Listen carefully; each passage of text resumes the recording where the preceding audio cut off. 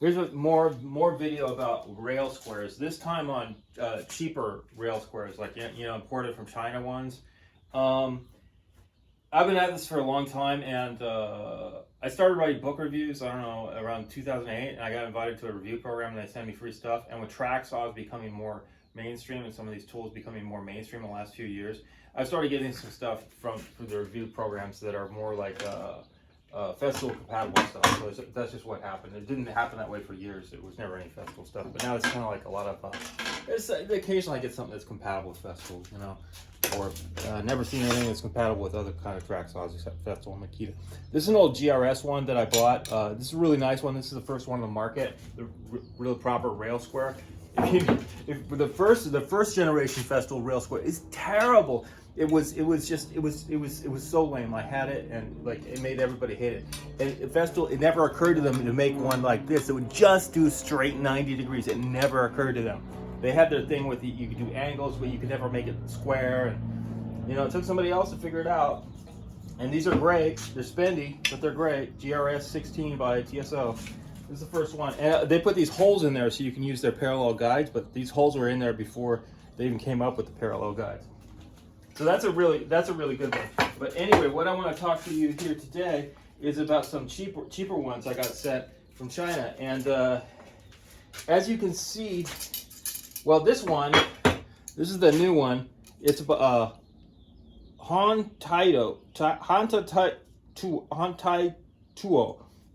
As you can see, this is a variable angle one. And it, rather than having all the things, what it does is it has detents. You can feel the detents, and it's got holes for only very specific angles. So I don't know if you can hear it. Let's see if it clicks and you can hear it. I'm doing it wrong. There we go. You hear it click? It clicks. It clicks in just these orientations. It doesn't lock in between anyway. It's got these holes in the bottom. See, so it only does these specific common angles. And it does 0 degrees, which is 90, 15, 22.5, 30, 45, and 60. That's all it does. And what you do is you click it, and you put the thing back in. You screw this back in. So it's it helps keeps the cost down. It keeps the accuracy up. I would trust these to be accurate, but just to show you, I'm gonna put it right up against the TSO on this rail right now to show that it is accurate and square. And if it's not, I'll have egg on my face, because I think that, I mean, they make these on CNC. They had CNC machines in China. They can make this stuff like this. I mean, it's not a problem for them. Oh, and this one's actually kind of nice. It's all anodized and stuff, and they got this little thing on the back. It's not all that, and it's not expensive. It's I don't know, between $30 and $40 if you buy one at retail. So competition on these things is heating up. If you already have one or rail square and you want to get another one, maybe you want one that multi angles like this one. You can look at it. And this one, because this is kind of loose, you have to kind of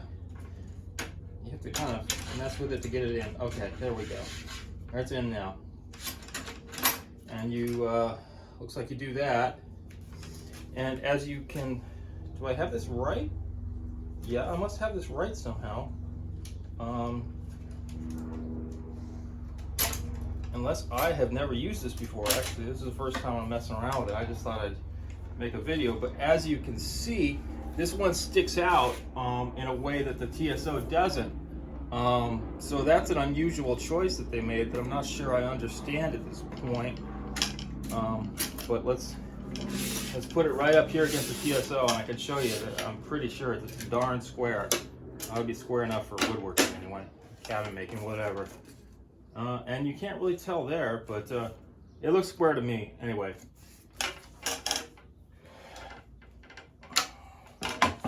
So I'll take the TSO off, and we can look at what this one does. So it looks like the way this one is, unless I'm not understanding something, is when you're at 90 degrees, you could actually cut off the end of this accidentally if you're not careful. So I'm not quite sure about that. But as long as you can manage not to cut it off, you could do some stuff with this. It looks like you loosen the thing and you fool around with this. Let's see. You gotta loosen this. You gotta loosen this on the back. There we go. There we go. Let's put it at 30 degrees right there. If that is still sticking out. At some point, it's not going to be sticking out. It's going to be kind of underneath. And then it seems like getting it to all the way to 60 seems kind of a trick. But you can do it. You can get it to 60 like this. You can see all the way at 60, which is kind of interesting, you know, because those really steep tapers are sometimes kind of hard to do. So, my main concern would be accidentally cutting the end off this thing. So if you want for regular rail square usage, you might want something else. That was my comment on that one.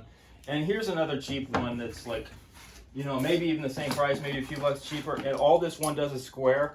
But one problem is they have these thumb screws, and you have to loosen those to install it. And I almost immediately lost one on my shop floor, and I don't know where it is. Maybe it's gone for good.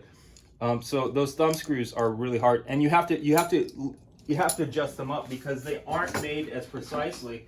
What TSO did, I mean, it's an expensive product, is they machined it all out of one piece of aluminum. It's like ½ inch thick, and they machine this part exactly so it fits. And what these other ones do is they try to do it cheaper by using a thinner piece of aluminum for the body of it, and then using these adjustable things, which, as you can see, have parts that can fall out. So that's something you can consider. If you want to play with this one, well, let's look at the TSO. See, they have these holes that you can put their parallel stop thing on it. You could make your own. You could figure that out if you wanted to. It's not rocket science to make a thing in a fence or a stop. But if you want to buy one, you can too. And you see this one, this cheapo one, it also has holes that are at least machined a consistent distance from the edge. These two holes, and you could attach your own kind of parallel guide. You could figure that out if you wanted to. And this, like I said, this is, I don't know, 25 bucks, 30 bucks, something like that. This is a Viewreal VR-1 upgrade track saw guide. And again, this doesn't stick out as far as the TSO, but at least it goes on the same side. So you're not going to cut the end of it off. So that's something to consider. All right, that's my thoughts. This is the that's how that one's, that's the name of that one. If you want to check this one out, you can probably find it on Amazon.